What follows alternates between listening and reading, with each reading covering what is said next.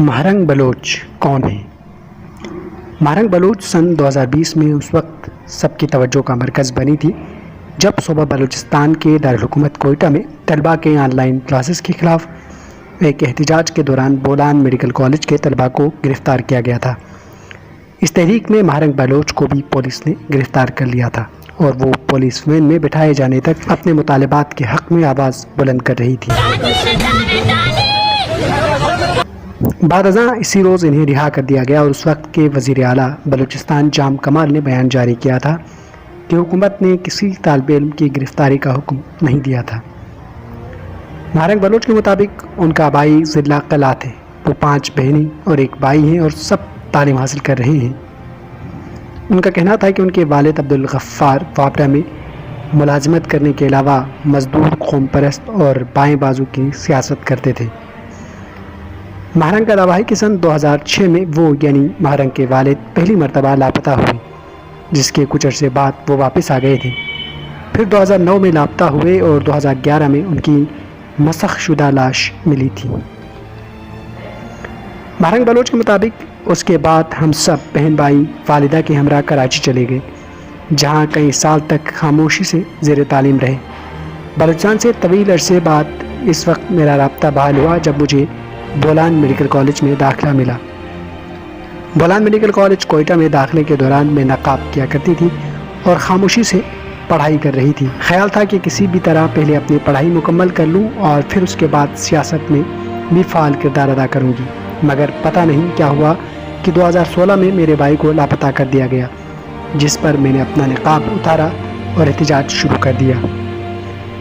इनके मुताबिक इसके बाद से वो तलबा सियासत में फ़ाल किरदार अदा कर रही हैं। महारंग बलोच का कहना है कि सन 2006 में जब मेरे वालिद लापता हुए तो उस वक्त मैं 5वीं क्लास में पढ़ती थी। उस वक्त मेरे वालिद को बाजियाब करवाने के लिए मैं कोयटा प्रेस क्लब के सामने एहतजाज में शामिल थी। इस एहतजाज में मेरे वालिद के दोस्त डॉक्टर मुजीद बलोच ने मुझसे कहा कि मुझे तकरीर करती है।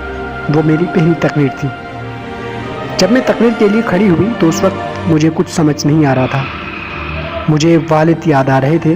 वालिद को याद करके मैंने रोना शुरू कर दिया और ज़ोर ज़ोर से रोने लगी। इस मौके पर सिर्फ ये कह सकी कि मेरे वालिद को छोड़ दें।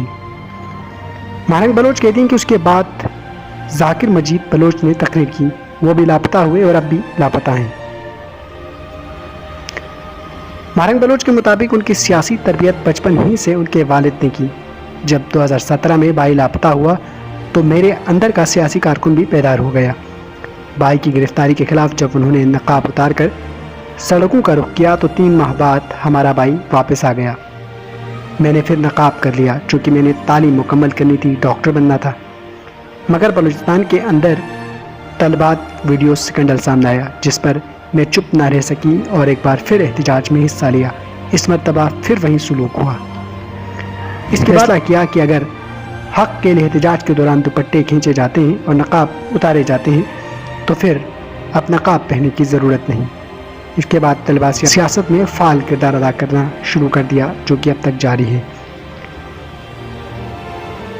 महारंग बलोच का कहना था कि उनके वालिद एक बाशऊर सियासी कारकुन थे। मुझे याद है कि वो अक्सर व बेशतर मुझे कहा करते थे कि जब हक़ मांगा जाता है तो इसके बदले में अक्सर व बेशतर जुल्म होता है और वह जुल्म बर्दाश्त करना होता है, मगर फतह हक़ की होती है। महारंग बलोच का कहना था कि मेरे वालिद कहा करते थे कि मैंने पहले डॉक्टर बनना है और साथ में सियासत करनी है। डॉक्टर बनकर अपने लोगों की खिदमत करनी है और इनके लिए मिसाल बनना है और सियासत करके अपना हक़ मांगना है। मुझे मेरे वालिद ने सिखाया है कि जुल्म को जुल्म कहना है और मैं जुल्म को जुल्म कहूँगी, चाहे कुछ भी हो जाए।